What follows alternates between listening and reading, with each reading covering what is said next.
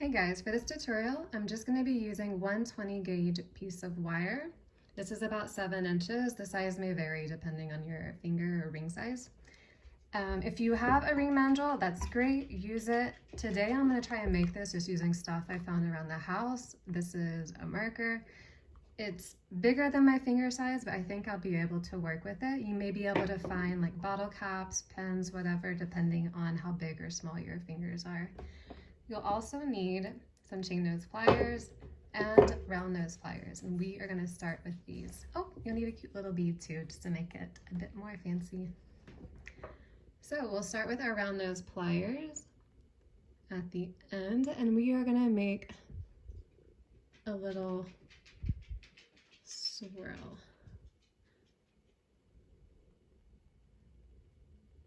Okay, just grip it gently and work the wire little by little until you get a cute little swirl.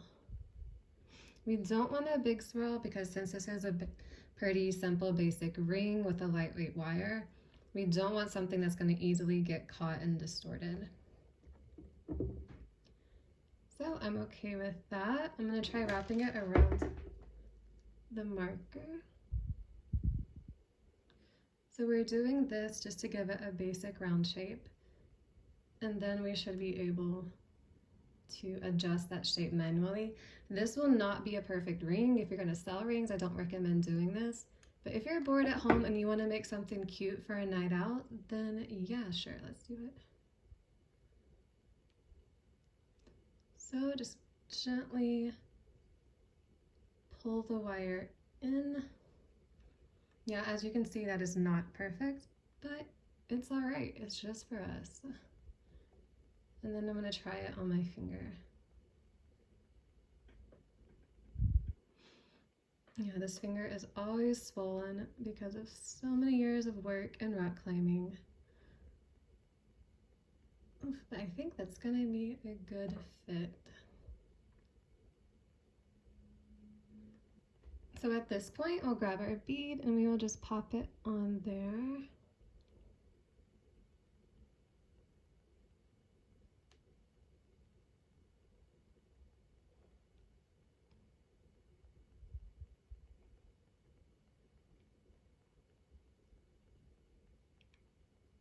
And I just want to double, triple check the size to make sure. I think I want it a bit bigger.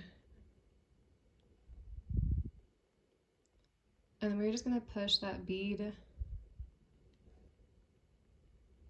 until it lines up with the swirl, which is, yep, about there.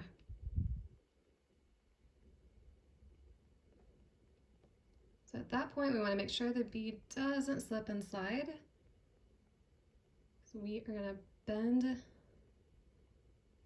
this wire around. This part may be a bit tricky because you may be tempted to squeeze really hard around the ring, which will distort it. Just what I like to do is try and pinch where the bead is.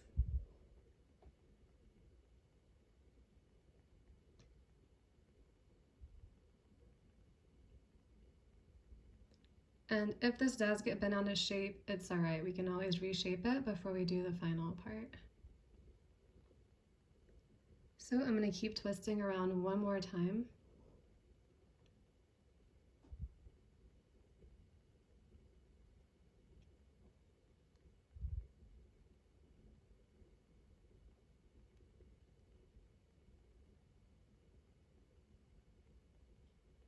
And we'll finish with that wire on top.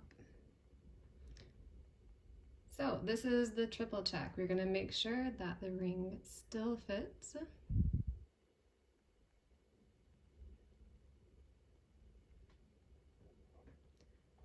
And what you can do also, if you have a Sharpie marker, you can just mark the exact point if you don't want to risk eyeballing it. And once we have that, this wire we are going to wrap through. So it's going to go inside our ring band. And to make my life easier, I'm going to use my pliers to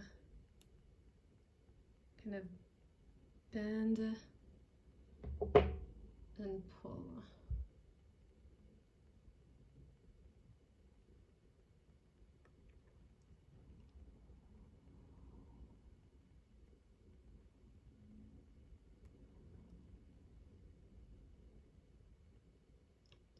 All right, so I think that we can clip there. If you want to wrap this around one more time, you can do so. But I'm gonna be wearing this around, so I'm just gonna go ahead and clip it like that.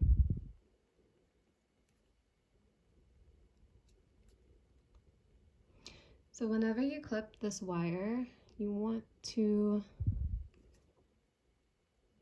make sure that that little edge isn't going to be sticking out on the front side of your ring. So at this point, I'm going to take my pliers and gently squeeze. And this ring is loose. I like that because I have big knuckles and I'm constantly having to adjust ring sizes. If that annoys you, all you have to do is pinch down on this a bit harder. And actually, I would recommend doing the double loop if you don't like the mobility of the ring like this. And there you have it.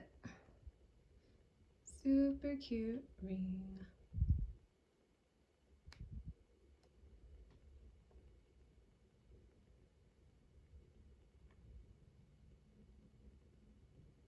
Right, I hope you guys enjoyed this, and I hope you make a cute little ring with it.